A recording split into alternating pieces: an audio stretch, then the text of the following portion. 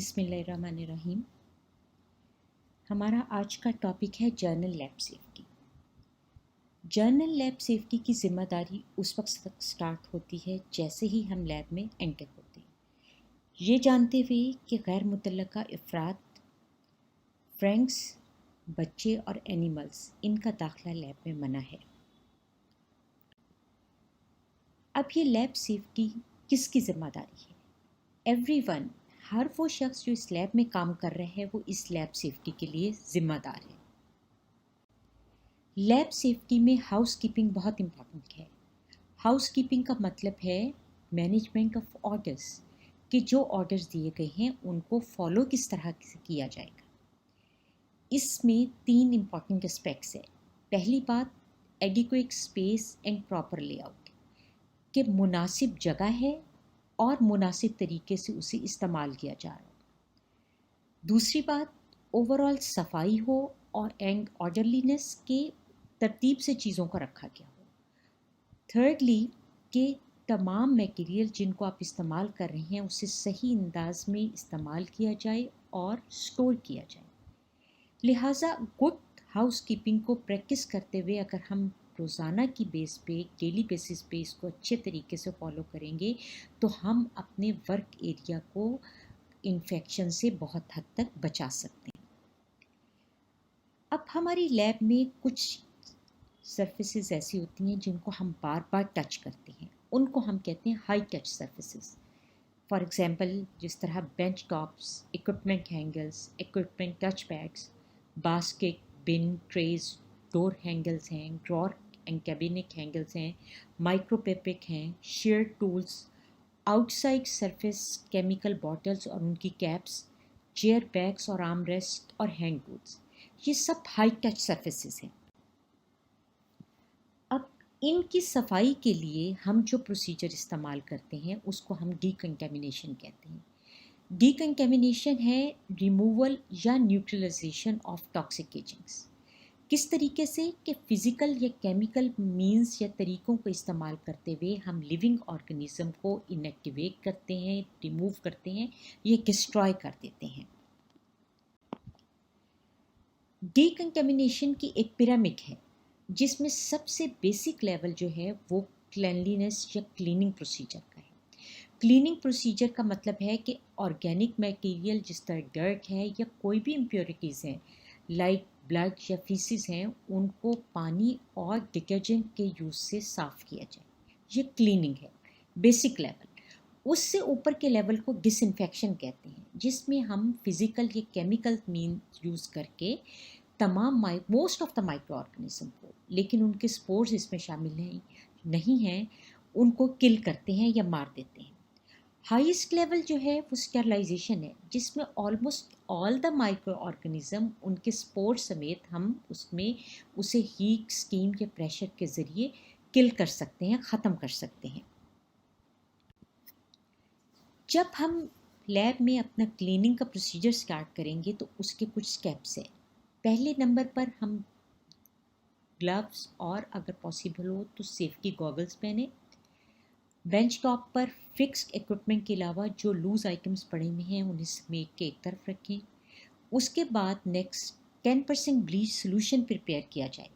वो कैसे कि 1 पार्ट ब्लीच और 9 पार्ट वाटर लेंगे और उससे 10% ब्लीच सोल्यूशन प्रिपेयर करें। उसके बाद इसमें एक पेपर टॉवल डिप करके अपनी बेंच सरफेसेस को अच्छी तरीके से क्लीन कर लें। ब्लीच की जगह हम 70% इथाइल अल्कोहल भी यूज़ कर सकते हैं और फ्लोर की मॉपिंग के लिए मॉप को डिटर्जेंट में सोक करके भिगोकर फिर इस्तेमाल किया जाए। इस सारी क्लीनिंग प्रोसीजर का एक स्केड्यूल होगा। कुछ चीज़ें हैं जो डेली बेसिस पे साफ़ करनी है, कुछ वीकली और कुछ मंथली। अब डेली बेस पे जिस तरह bench tops, hand tools, equipments, cabinet handle, door handles, refrigerator handles और फ्लोर हैं। वीकली बेस के ऊपर सीलिंग एंड वॉल्स हैं, refrigerator, freezer, storage areas. Monthly base पे ट्यूब लाइट्स, विंडोज़ और इंसेक्टिसाइड का स्प्रे या फ्यूमिगेशन के प्रोसीजर्स होंगे। इन सब को जब डेली, वीकली या मंथली बेस पे आप कर लेंगे तो इसको एक चेक लिस्ट है, उसमें आप इसका रिकॉर्ड एंटर करेंगे और वो काउंटर चेक होंगे, कोई भी सीनियर पर्सन उसको काउंटर चेक करेगा।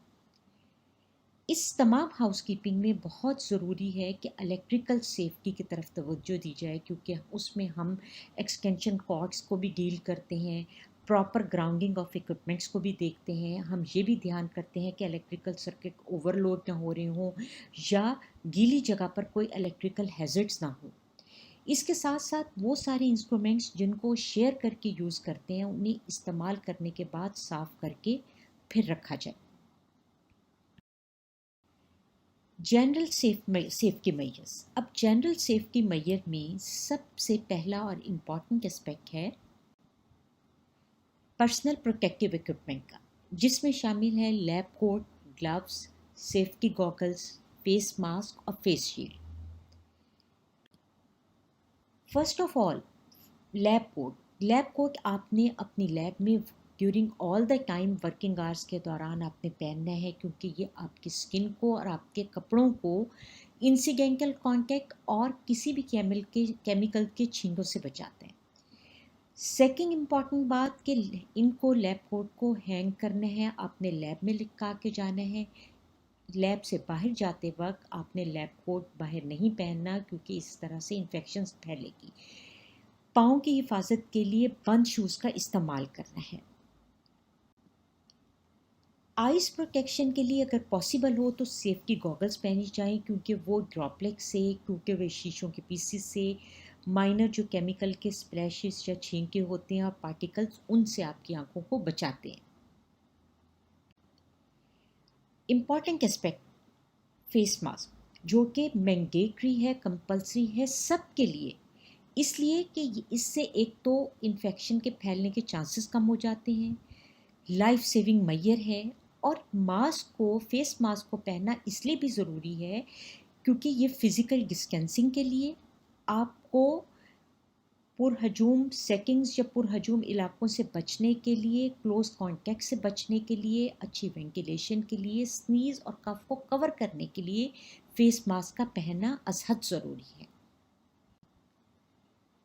जब हम बात करेंगे नेक्स्ट पर्सनल प्रोटेक्टिव इक्विपमेंट की, वो ग्लव हैं। हमारे पास जो अवेलेबल हैं वो लेटेक्स ग्लव्स हैं, जो कि रेजिस्टेंट हैं कीटोन, अल्कोहल, कास्टिक और ऑर्गेनिक एसिड के लिए।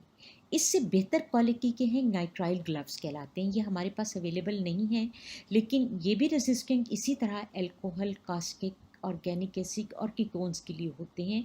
इसके साथ ही साथ ये 3 गुना ज़्यादा पंक्चर रेसिस्टेंट होते हैं लेटेक्स की निस्बत, लेकिन चूंकि ये ज़्यादा महंगे हैं हमारे पास, इसलिए सिर्फ ये तो नहीं लेकिन लेटेक्स ग्लव्स अवेलेबल हैं। ग्लव्स जब कंटेमिनेट हो जाएं या डैमेज हो जाएं तो उनको फौरी तौर पर बदल दिया जाए।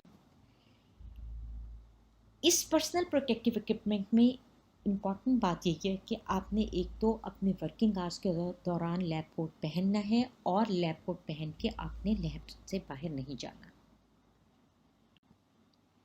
स्टैंडर्ड सेफ्टी प्रैक्टिसेस की जब हम बात करेंगे तो उसमें सबसे इम्पॉर्टेंट पर्सनल हाइजीन है, यानी ईटिंग, ड्रिंकिंग और च्युइंगम लैब में मना है। फूड या ड्रिंक को लैब के रेफ्रिजरेटर में स्टोर नहीं करना। अपने हेयर को तमाम वर्क के दौरान बांधें। माउथ पैकिंग मना है। स्मोकिंग लैब में मना है। लैब में थूकने से गुरेज करें, क्योंकि इससे इन्फेक्शन फैलती हैं। और तमाम कंटेमिनेटेड मटेरियल को जब आप हैंडल कर लें तो अपने हैंड्स को अच्छी तरह पानी से और सोप से वॉश करें। रेफ्रिजरेटर्स की गाइडलाइंस के लिए, जैसे कि मैंने पहले बताया कि खाने को लैब के रेफ्रिजरेटर में स्टोर नहीं किया जा सकता। सैंपल स्टोरेज करने के बाद रेफ्रिजरेटर के बाहर उसकी एक आइडेंटिफिकेशन की लगी होनी चाहिए। जो लिक्विड केमिकल्स हैं अगर आपने उनको स्टोर करना है तो उसके नीचे एक सेकेंडरी कंटेनर, जिस तरह की कोई ट्रे है, उसको रखें, ताकि अगर कोई स्पिल हो तो वो उसमें गिरे, फ्रिज में ना जाए। हर फ्रिज के ऊपर टेम्परेचर मॉनिटरिंग शीट लगी हो और मेंटेन हुई हुई हो, और अगर कोई भी स्पिल हो के चीज़ रेफ्रिजरेटर में गिरती है तो उसको साफ कर दिया जाए। अब बायोसेफ्टी लेवल, ये एक टर्म है, इससे क्या मुराद है? ये एक कॉम्बिनेशन है वर्क प्रैक्टिसेस का, सेफ्टी इक्विपमेंट्स का और तमाम वो फैसिलिटीज़ जो हम अपने लैब वर्कर्स और एनवायरनमेंट को इन्फेक्शियस एजेंट से बचाने के लिए करते हैं, वो हमारी लैब सेफ्टी बनाते हैं। लैब सेफ्टी के 4 लेवल्स हैं। पहले लेवल पे वो तमाम इन्फेक्शियस एजेंट्स हैं जो they are unlikely to cause human disease. For example non pathogenic E coli. अब इनसे बचने के लिए जो सेफ्टी इक्विपमेंट रिक्वायर्ड है वो है हैंड वॉशिंग और लैब कोट्स।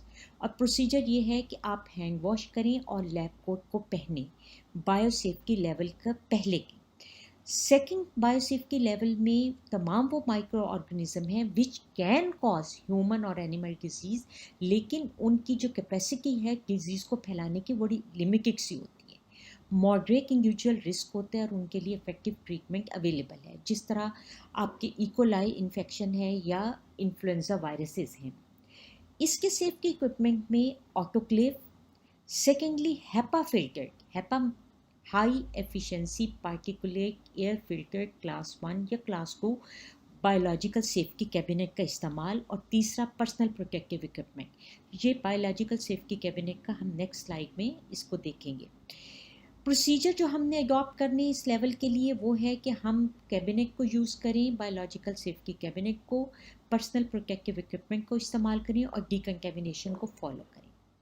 तीसरे बायोलॉजिकल सेफ्टी लेवल जो है उसमें तमाम वो organism which cause serious human या animal disease high individual risk के साथ होते हैं और ये सांस के रास्ते फैलते हैं।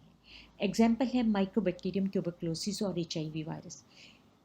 इसके सेफ्टी इक्विपमेंट जो रिक्वायर्ड होते हैं वो autoclave, class 2 biological safety cabinet, personal protective equipment और अप्रोप्रिएट रेस्पिरेटरी प्रोटेक्शन। प्रोसीजर्स में वही है कि एक तो प्रॉपर वेस्ट डिस्पोजल हो, बायोलॉजिकल सेफ्टी कैबिनेट का इस्तेमाल हो, पर्सनल प्रोटेक्टिव इक्विपमेंट पहनी जाए। चौथा बायोसेफ्टी लेवल जो है उसमें वो infectious agent which cause very serious human या एनिमल डिजीज, और ये अमूमन अनट्रीटेबल हैं और इनकी ट्रांसमिशन एयर के थ्रू होती है, हाई इंडिविजुअल रिस्क के साथ हैं। Example like Ebola virus.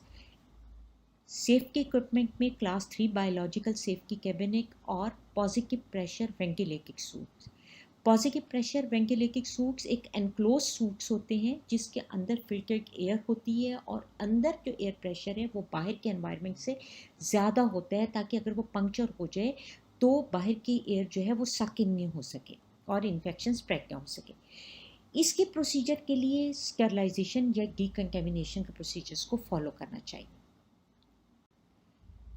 ये बायोसेफ्टी कैबिनेट एक एनक्लोज वर्क स्पेस होती है जिसके ऊपर एक वेंटिलेटेड हुड है जिसमें HEPA filter high efficiency particulate air filter लगा होता है। फ्रंट के ओपन एंड पर से जहाँ पर बैठ के लैब वर्कर ने काम करना है, यहाँ से हवा अंदर एंटर होती है, यूनी डायरेक्शन होती है, यानी कि एक ही डायरेक्शन में मूव कर रही होती है, जिससे ये लैब वर्कर को प्रोटेक्शन देगी। ये एयर अंदर एंटर होने के बाद ऊपर फिल्टर्स में जाके डिकंटेमिनेट होगी, उससे 70% एयर वापस नीचे की तरफ आती है, तो लैब वर्कर जिस प्रोडक्ट पे काम कर रहा है, मटेरियल पे या मीडिया पे, उसको वो कंटेमिनेट होने से बचाती है।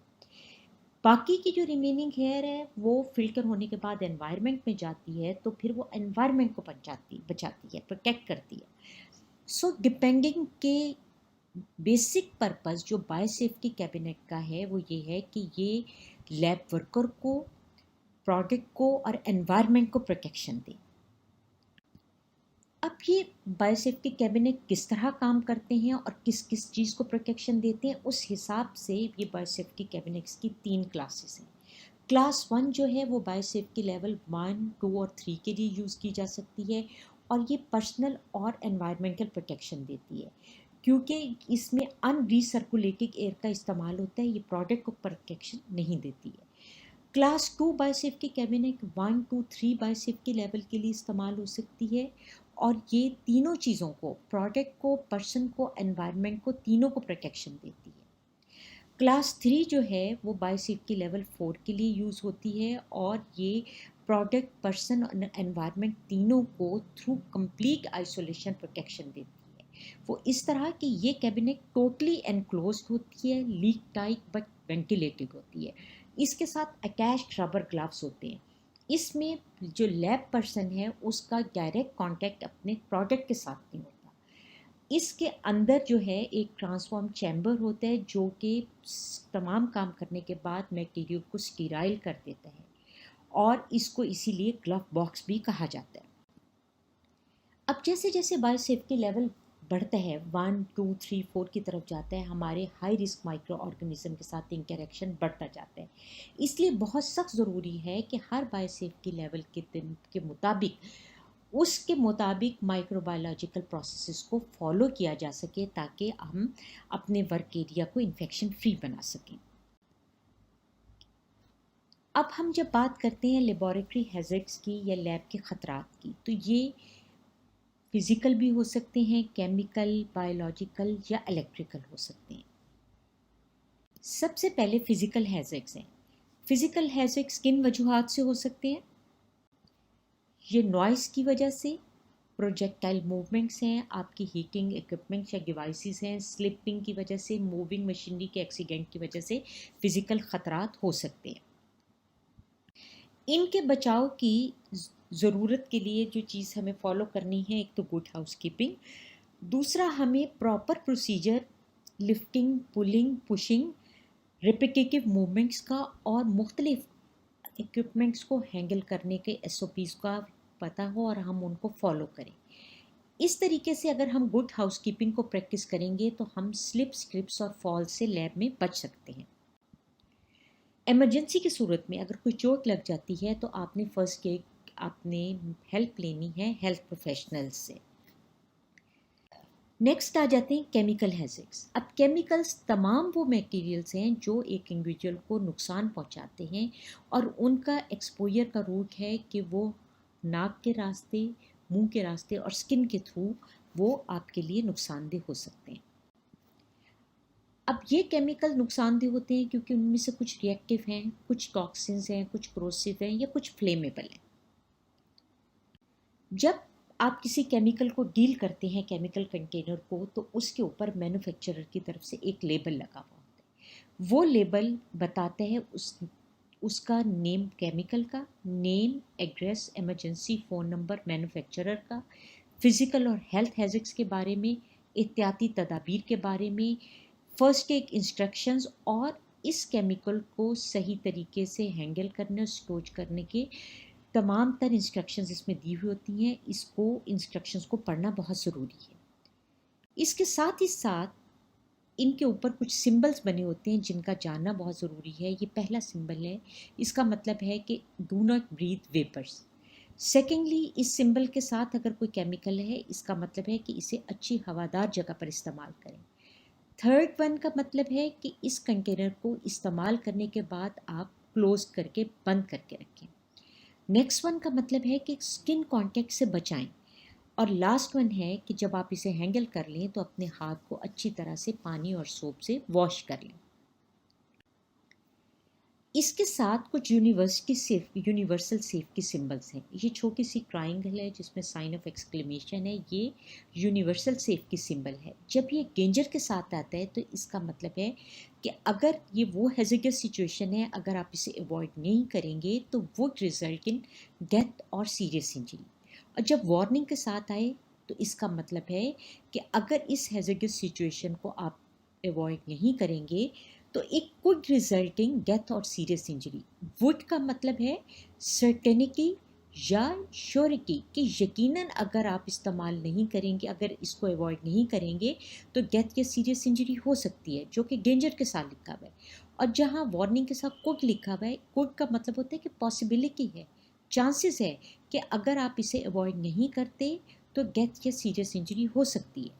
और कॉशन का मतलब होता है कि अगर इस हैज़ार्डस सिचुएशन को आप अवॉइड नहीं करते तो आप माइनर या मॉडरेट इंजरी हो सकती है। अब इन केमिकल्स को स्टोर करने का तरीका है कि आप ओल्डर और इन यूज बॉटल्स को आप फुल कंटेनर से आगे रखें। और इस्तेमाल करते हुए ओल्डर कंटेनर्स और तमाम वो कंटेनर्स जिसमें थोड़ी अमाउंट में केमिकल्स रह गए हैं उनको पहले इस्तेमाल कर लें। और तमाम ये केमिकल्स जो हैं अपने आई लेवल से ऊपर आपने इनको स्टोर नहीं करना, ये ना हो कि आप उठाएं तो वो स्पिल करके आपके ऊपर गिर जाए।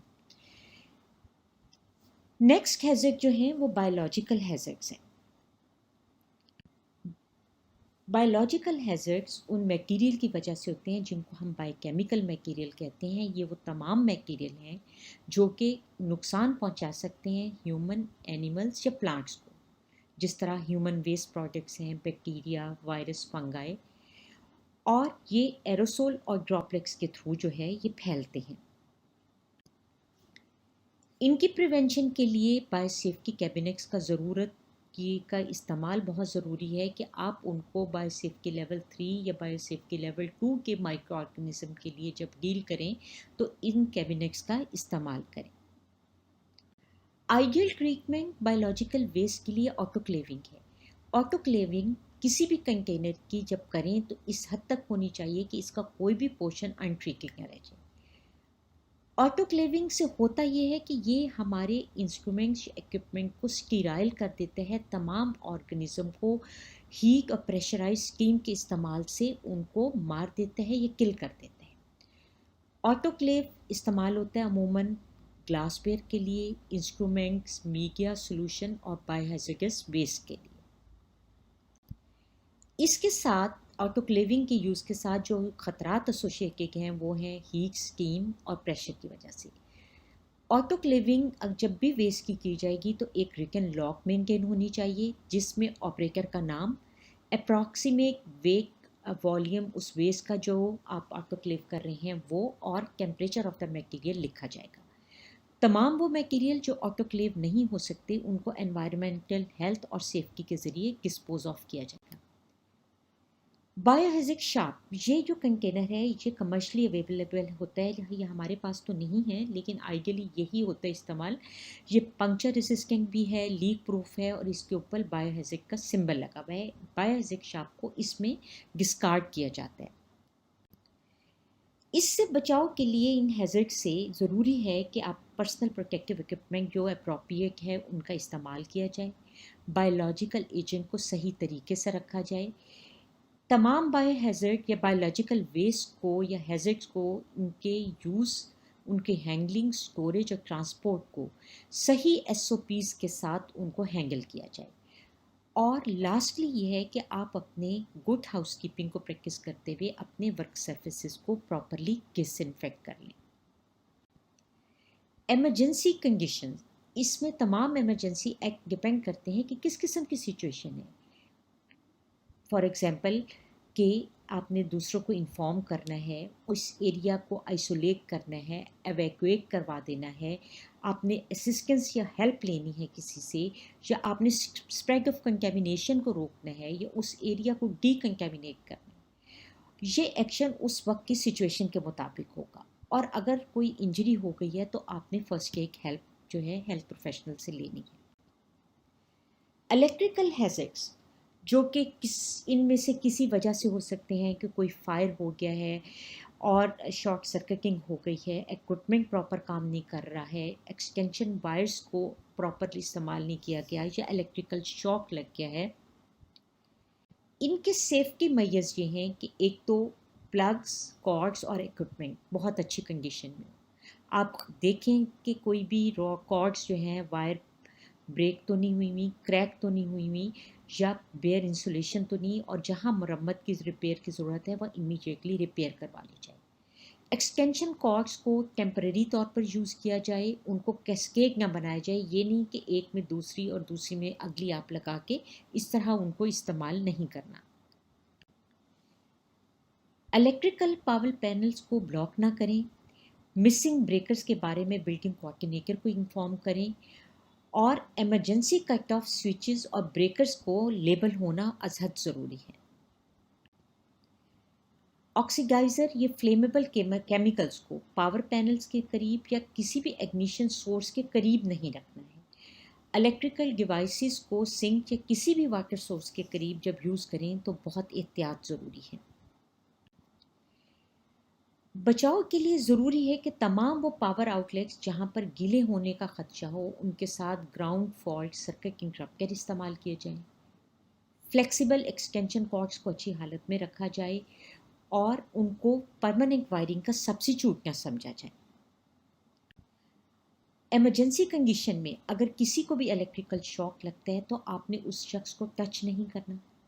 या तो आप ये कर सकते हैं कि इलेक्ट्रिकल पावर सोर्स को ऑफ कर दें, या उनको अगर पुश करना है तो किसी वुडन इम्प्लीमेंट के ज़रिए पुश करें, पावर सोर्स से दूर करें।